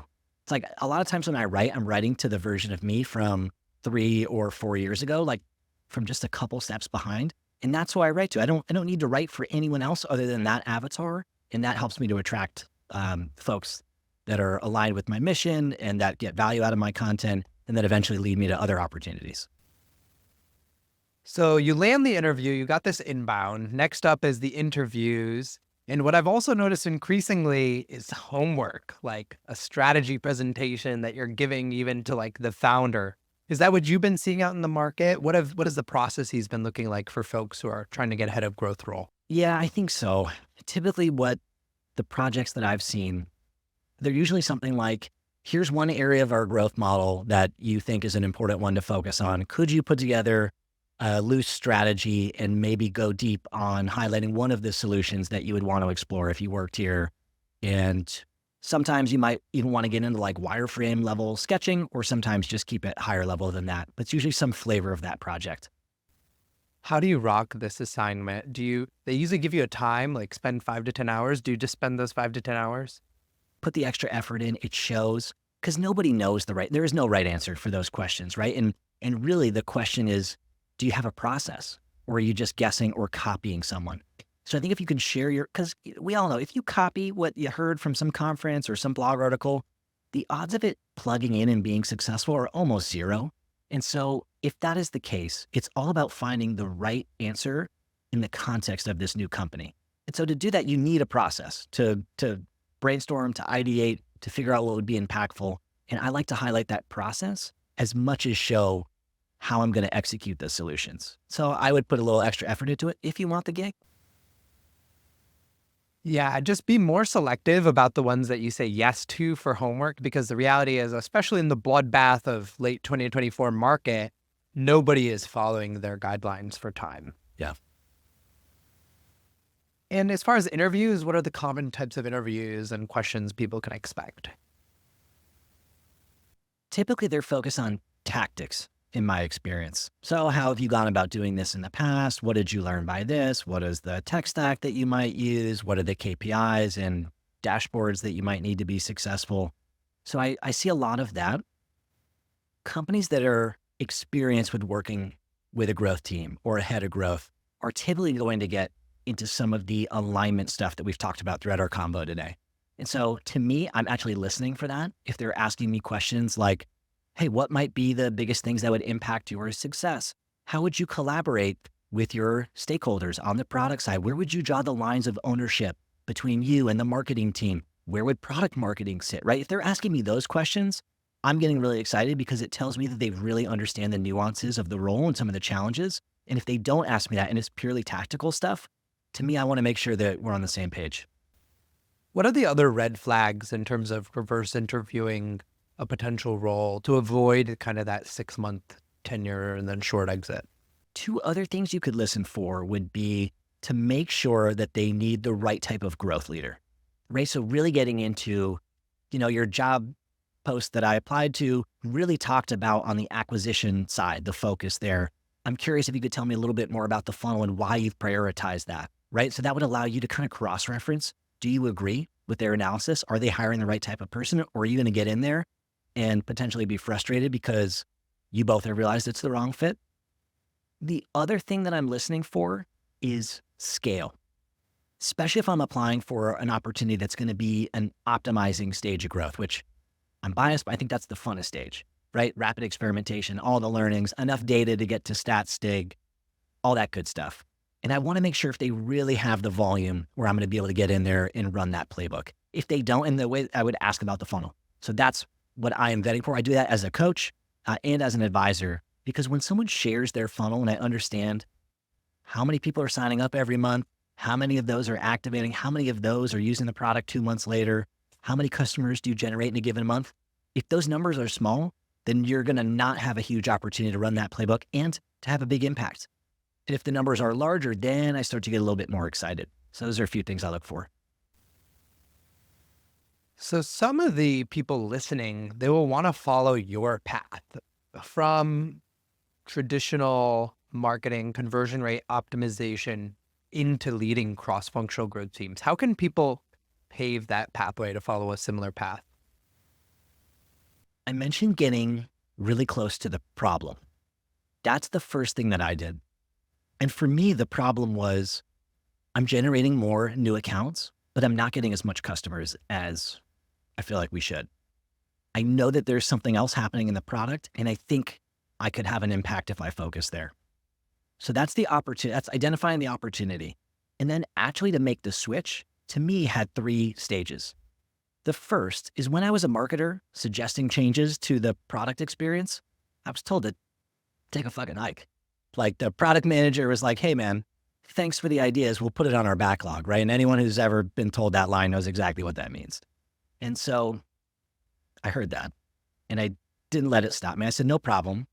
And at some point in time, there wasn't progress that was made on the opportunities that I saw.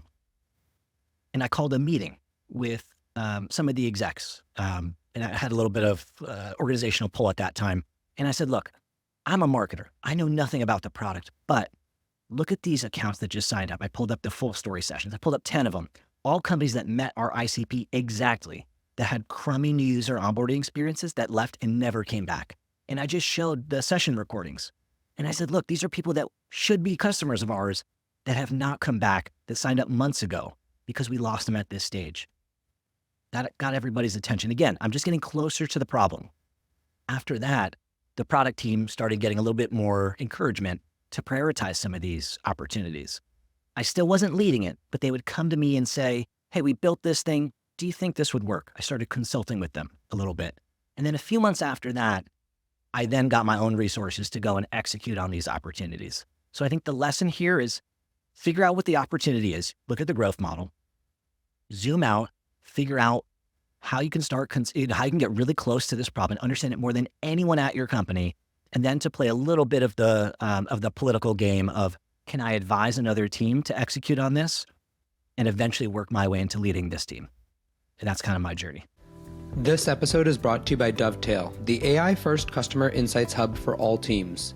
Dovetail has always been the go-to tool for teams that want to find insights in customer calls, user interviews, or documents. Now they've stepped it up with the release of Dovetail 3.0. It's 3 new products and a ton of AI features that make it faster and easier than ever before to truly get to the heart of what your customers want. You can get a real-time pulse on what your customers are thinking with Dovetail's automated feedback analysis platform, Channels, or pull summaries and insights from every customer interaction your team has ever had using their conversational AI, Ask Dovetail. You can even recruit from over 3 million participants directly in Dovetail. All of this is just the tip of the iceberg. Dovetail wants to give everyone in the organization instant access to their customers at any time. From roadmaps, discovery to strategy sessions, and more, it's never been easier to make customer-centric decisions. The good news? Listeners of this podcast can try Dovetail's Pro plan along with their newest products and features free for 30 days. Just go to dovetail.com/Akash. That's the candidate side. Let's flip to the company for a second. If you're thinking about hiring a head of growth, what are the profiles you should be looking for? How should you be finding, okay, these are the background elements I want in my head of growth? Obviously, you need experience at solving growth problems. There's sort of an 80-20 of growth academic knowledge that you're going to want them to have and some growth experience in solving similar or adjacent problems that you're going to want. I'm also really making sure that the person understands the growth operating system. Because again, the academic information gives you a bunch of tools in the belt, but applying those is a totally different ballgame. So I'd really want to spend time understanding their operating system and what things might have prevented them from being more successful in the past. I'd actually want to see how self-aware they are. So if I was interviewing someone for a head of growth job, I might even ask them, like, what's something that you were super excited was going to be a no-brainer, slam dunk impact project that was a fail? Could you tell us a little bit about that and why? And I might start to learn a little bit more about their humility and their awareness of, again, focusing on the process, not assuming they have the answer and some of those things. And then the final thing I would be interviewing for is understanding how they're going to work cross-functionally and getting a feel for, is this a person who's going to slide in seamlessly, or is this someone who's going to butt heads a little bit with our head of product, head of marketing, if we've got those in place? That one's critical because there is a lot of overlap that happens. And some people, they have like a strong point of view. Like, I want my growth leader to have been a former growth PM, or other people, I want them to have been a growth marketer. How should we negotiate that? What types of backgrounds are better for what situations of growth leader? If your person who's leading growth is going to be accountable and owning product-led growth, they need a product background, right? It's called product-led growth. Like, marketing can't own that. And even a talented growth marketer, if they've never worked in the product, they don't know how to work with engineers, they don't know how to work with UX and design folks, they haven't run an experiment inside of the tool, that is going to be a longer learning curve and maybe an unreasonable learning curve for them to ramp up and be successful.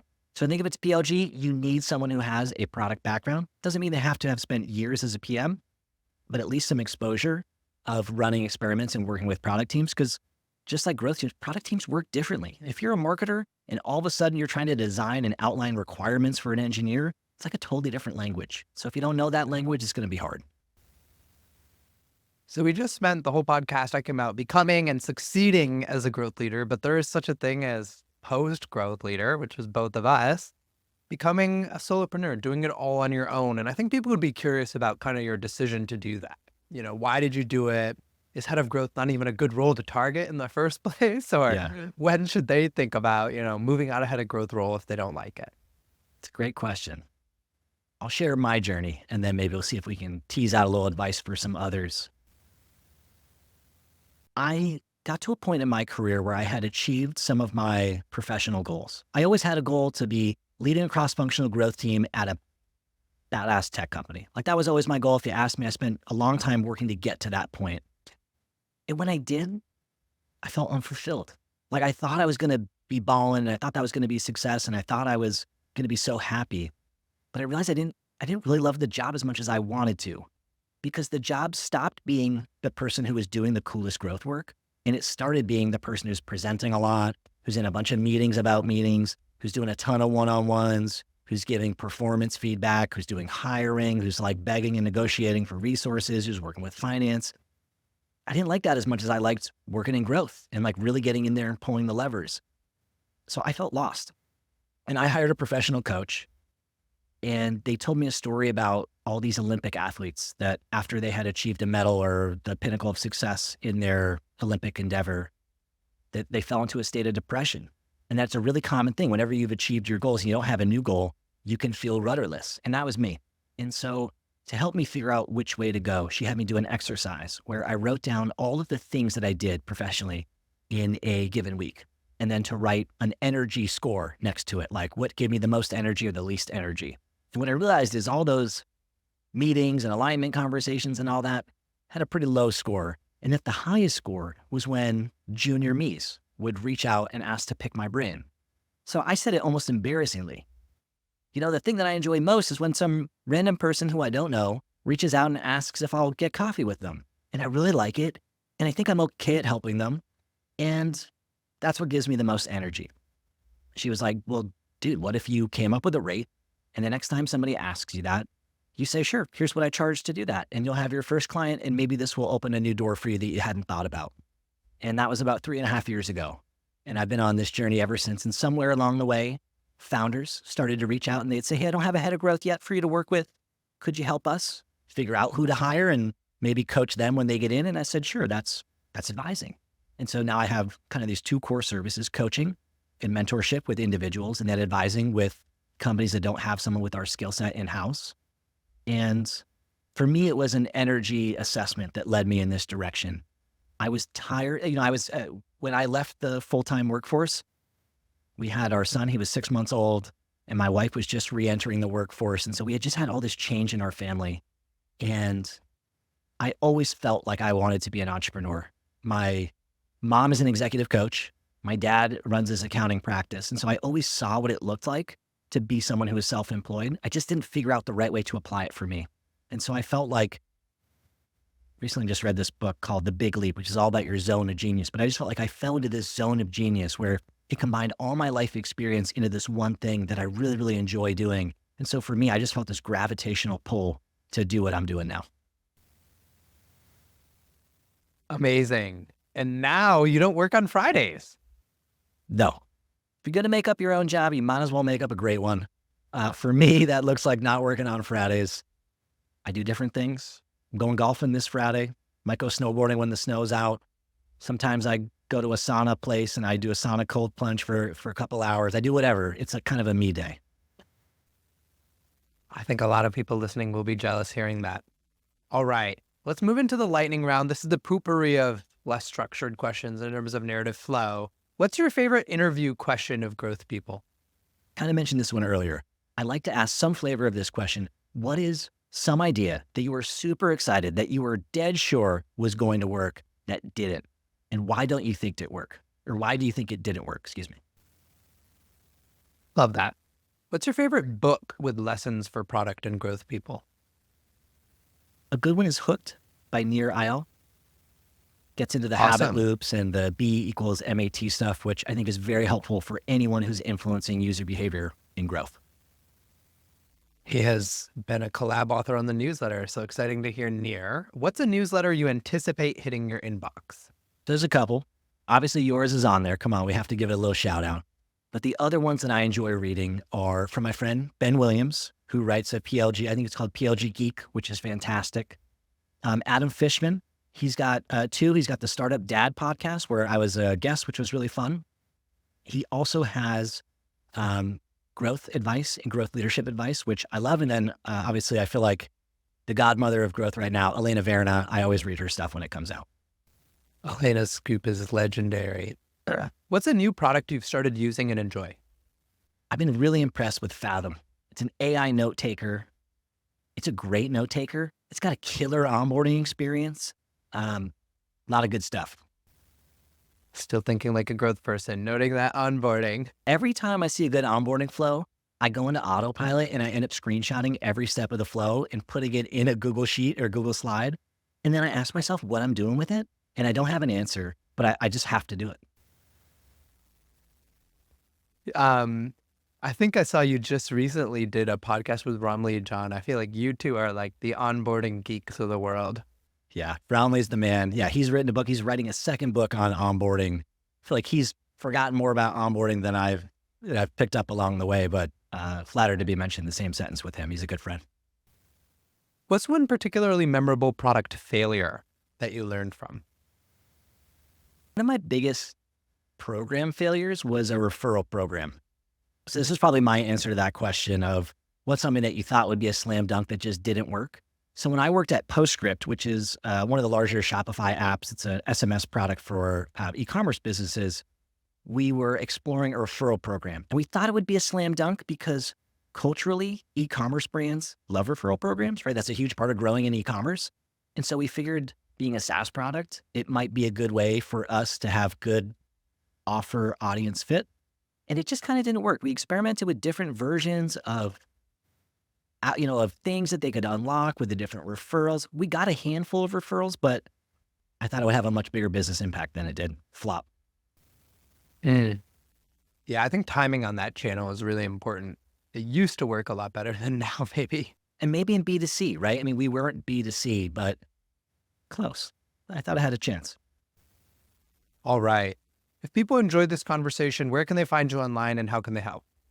So my biggest channels are LinkedIn, where I publish fairly frequently. I'll share growth advice, growth leadership advice, random thoughts. I'm starting to dabble on YouTube.